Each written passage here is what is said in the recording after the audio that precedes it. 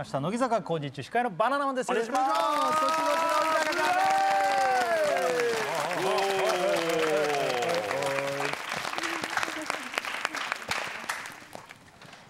37枚目シングル大ヒットします。ありがとう。さあ本日の企画発表お願いします。37枚目シングルヒット祈願。いやシングルをね発売ごとにやっておりますヒット祈願会、今回は12月11日に発売されます37枚目シングルほうとうきょう今日ほうとうなの今日はほうとう山梨の鍋ね。俺好きだよ。37枚目シングルヒット祈願吹奏楽合奏キャンペーン。37枚目シングルのセンター私遠藤さくらが吹奏楽部出身ということで高校の吹奏楽部の皆さんにご協力いただいて新曲「歩道橋」の吹奏楽バージョンを一緒に練習して6日後の発表会で一発披露に挑戦してもらいます。6日後あれなんかいきなり大丈夫ということで今回協力してくれたのは八王子学園八王子高校、そしてその吹奏楽部は50年の歴史を誇り今年の全国大会全日本吹奏楽コンクールで金賞を受賞した全国トップクラスの実力校。今回はそんな超強豪校が力を貸してくれることに。すごいね。全国金賞はもうすごいですか。るんですけれども、音楽の経験はありますか？ないです。みんな私はギター、アコギ、ベース、ピアノもやったことはあります。私も吹奏楽部ずっとやってたので久しぶりにドキドキしてます。コンクールとか出てた？作は中学1年生の頃始めて高校2年生夏まで結構みっちりやっててコンクールもその都度出場して結構本格的にやってた分、この6日で本番っていうのがちょっとありえないというかこれがヒット祈願かってということで早速吹奏楽部の皆さんとご対面。どうしても聞こえるかな。聞こえない。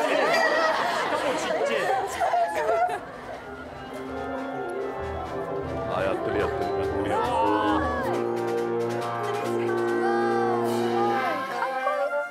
ご挨拶しましょう。それでは本日一緒に演奏しに来てくださいました乃木坂46の皆さんに挨拶をします。ダンダンダンダンダン嬉しいや我らここに何これすごいすごいじゃん。お願いします。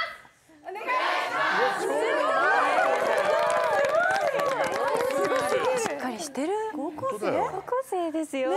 あ、現役高校生。同い年の方とかいるんです。高校2年生なんですけど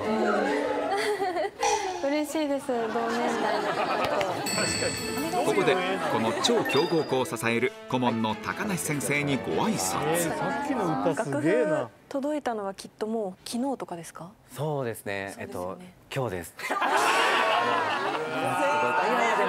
素晴らしい楽譜で結構難易度も高いんじゃないかなと思うので、ぜひ頑張ってもらえたらと思います。クラリネットやってた。なるほど。はい、6、7年吹いてなくてほぼ初心者みたいな感じなので、この中にも1年間しかクラリネットやってなくっても、この間の全国の舞台に立って頑張ってるメンバーがそこにもいたりしますので、絶対大丈夫です。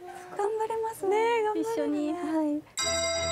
今回4人が担当する楽器は遠藤のクラリネットに加えて梅沢さんはですね、マリンバです。マリンバとはそっからっていう。あやめちゃんはですね、ビブラフォンです。何ビブラフォンで？おしゃれ。ビブラフォン。何携帯？有名？なんか木琴とか鉄琴とか。忙しい系ね。その中小川彩ちゃんはドラム経験者なので、スネアドラムを担当してもらいます。すごい重大じゃないですか。結構スネアって重大だよね。初めてそのなんスネアドラム初めてです。初めてか。そしてここで4人は初めて今回の楽譜を確認。6日しかこない。れ本当大変だね。これ見てやるんだもんね。どれが自分なのかもわかんないね。まずは初めての楽器を担当する梅沢と筒井がマリンバとビブラフォンにご対面。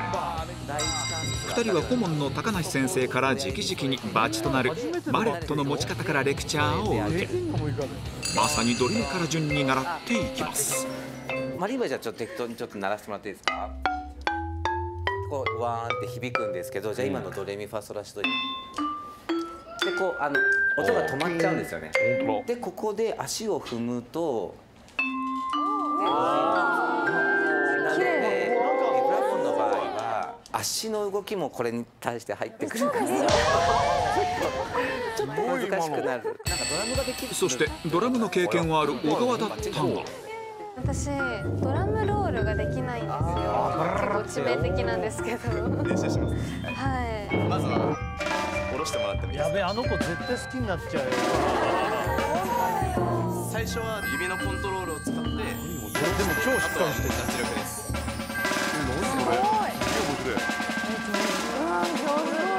そんな感じです。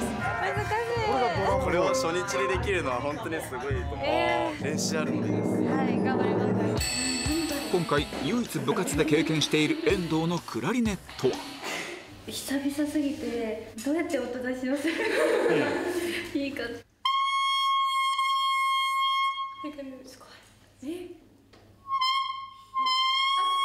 お、なるなる。これが出るのが難しい。あ、出すのに難しい。綺麗。もう上手じゃん。でもなるなる。すごいよ。すべてが綺麗。クラリネット以外も褒めたな。しかしその後は感覚を取り戻し順調に楽譜の練習を進める。ドとかミとかカタカナ書いちゃった方が分かったりしますか。そうかもね。楽譜が読めない梅沢とそして筒井も念のため楽譜にカタカナでドレミを書くことに。次が本当教え上手だね。そうラシです。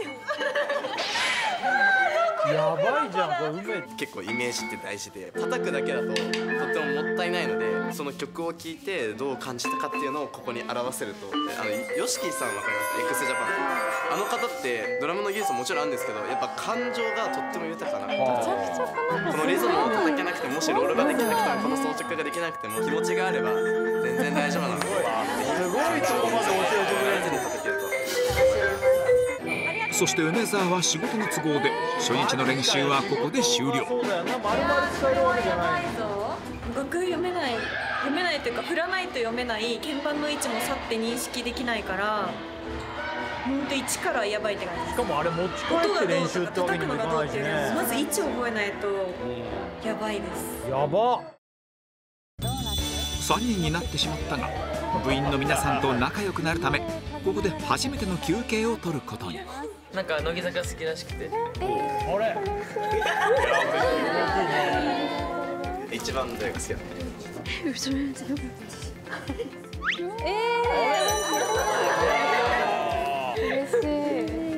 今日会った中で誰かに似てるとかありませんか？今日会った中で誰かに似てる。誰かに。誰だよ。高梨です。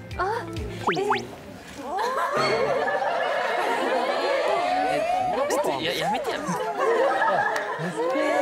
りなんだ。お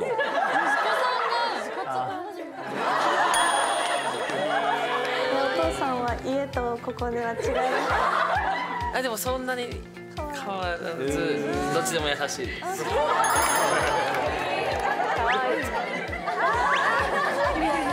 めちゃくちゃ好きで。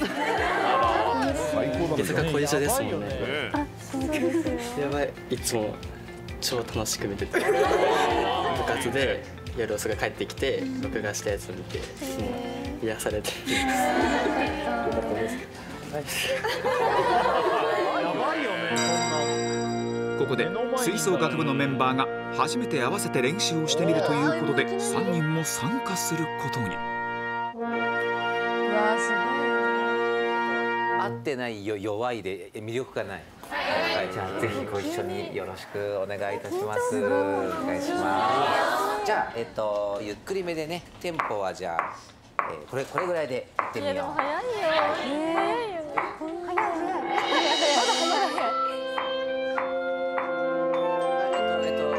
間違ってるもう一回とりあえず違う音は出さない、そういうレベルじゃないから。厳しい。はい、めっちゃ厳しい。トランペット落ちてるんだけど。何が間違ってたかよくわかんない。音数少ないんだからちゃんとやりなさいよ。ラッパがひどい。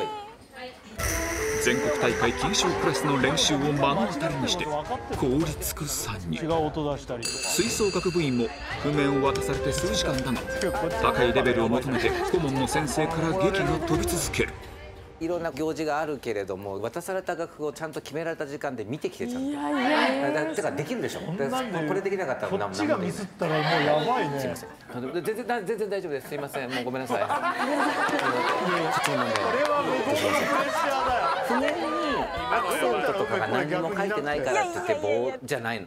だから全部命を吹き込んで自分たちで。この後まだ楽譜を最後まで確認できていない筒井はつきっきりで個別練習に付き合ってもらい、遠藤、小川は全体練習になんとか食らいつきながら1日目が終了。なんかまだやっぱちょっと怖い。音を鳴らすのがちょっと邪魔をしそうで。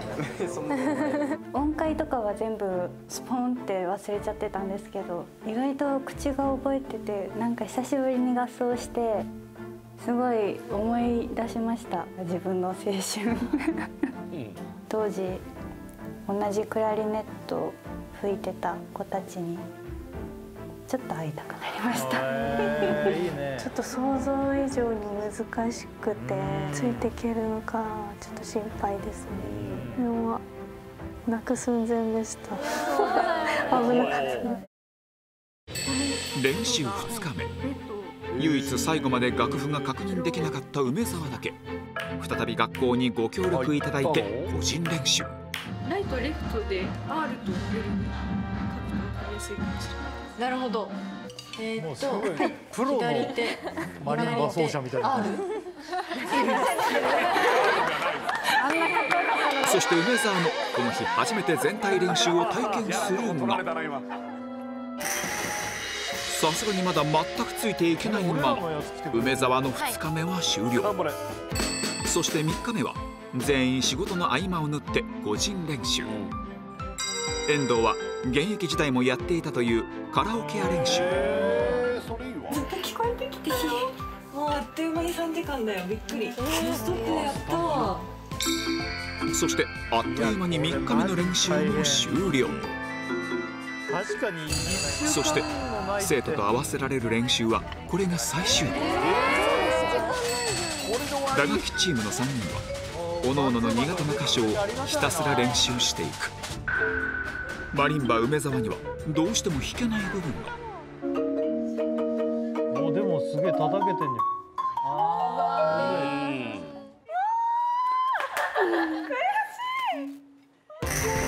何度やってもここだけはクリアできない。一方ビブラフォン筒井はせーの、ほい。うわすげえ。完璧です。ここだけアクセントがあるので強く叩けば強く音が出る。ここにスピード感が。楽譜が入っている筒井には先生からより高いレベルの指導が続く。そしてスネア小川はリズムを安定させていく練習。ちなみにこれを声でいけますか？声で。ドドドドドドドドド。ちょっとコトコトコトコトコト。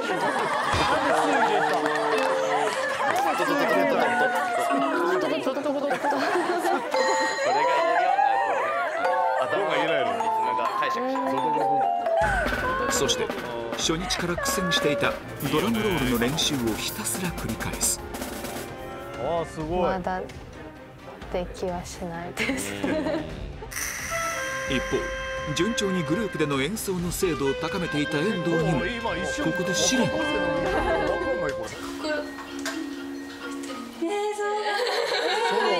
れ確かにそういうの欲しいね。どうしよう。ああこれいいじゃん。なんと先生からサビの一部を急遽遠藤のソロパートにしたいという提案が。どうですか？あ、先生来ちゃった。あ、本当ですか？なんかね、お上手だからぜひソロでっていう話だよね。ありがとうございます。よかったらその時こうなんかもう立ち上がっちゃって先生に来てもらったらいいなと思うんですけどね。いやー、一気になんかヒット祈願なんだってなんかそうだな、実感させられました。吹奏楽でソロ吹くのってもう本当に楽器が上手な方ってイメージがあったから、それを私が吹いていけんのかなっていう、個人練習を増やさなきゃなって思ってます。そして5日目6日目も再び全員合間の個人練習。こうしてあっという間に6日間が終了。限られた時間を練習に費やした4人はついに本番の日を迎える。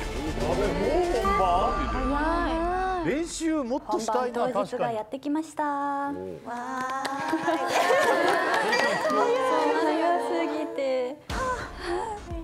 でもできることはやったよね。本当そうですね。この6日間詰め込んだね。詰め込みました。作は私はせっかくいただいたソロを頑張るっていうとこですかね。お互い励まし合いましょう。はいはい。本番の舞台は南大沢にあるアウトレットモール。こちらの野外ステージでのサプライズ演奏を発表会の場所に設定。指動かないじゃん。屋外で気温も低い中での演奏は初。しかし当日の全体練習はここで直前に行うわずかな時間だけ。緊張すんじゃん。すると最終確認中にお客さんも集まってきた。集まっちゃってんじゃん。そしていよいよ本番。4人と八王子高校吹奏楽部、最初で最後のステージが幕を開ける。皆様お集まり、すいません。お祭り。皆さんお集まりいただきありがとうございます。乃木坂46の遠藤さくらです。今回私たち乃木坂46の37枚目シングル「歩道橋」が発売されるんですが、今回はこの吹奏楽バージョンを八王子高校の吹奏楽部の皆さんと一緒に練習させてもらって、ここで披露させてもらうことになりました。6日前に楽譜をもらって、かなり短い時間の中で生徒の皆さんの力を借りて今日まで練習してきました。どうなるかわからないんですけれども、精一杯楽しんで届けたいと思いますので、それでは聴いてください。うわすげえ集まってる。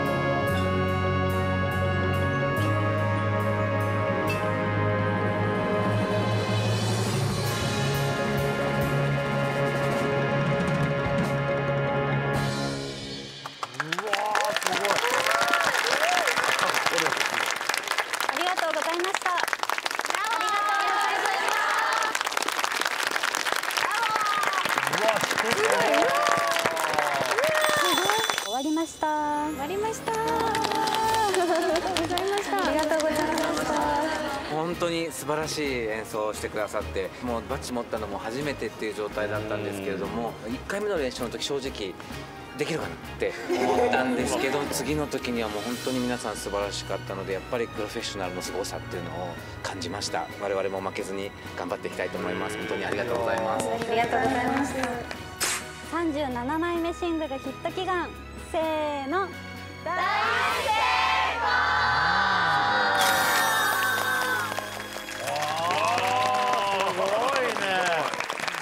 いや、遠藤、私たちも改めて演奏を聴くのはちょっと初めてで、こんな演奏を皆さんとできていたんだってすごい感動しました。自分のパートでもういっぱいいっぱいになってたから。でもね、ちゃんと吹いてたよね。あそここうみんなでこうやってなんか遠藤一人がこうなってすごい良かったね、あそこね。本当に私前向いてたから今見てちょっと泣きそうでした。いやいや、最高。梅も6日間であそこまでできんの？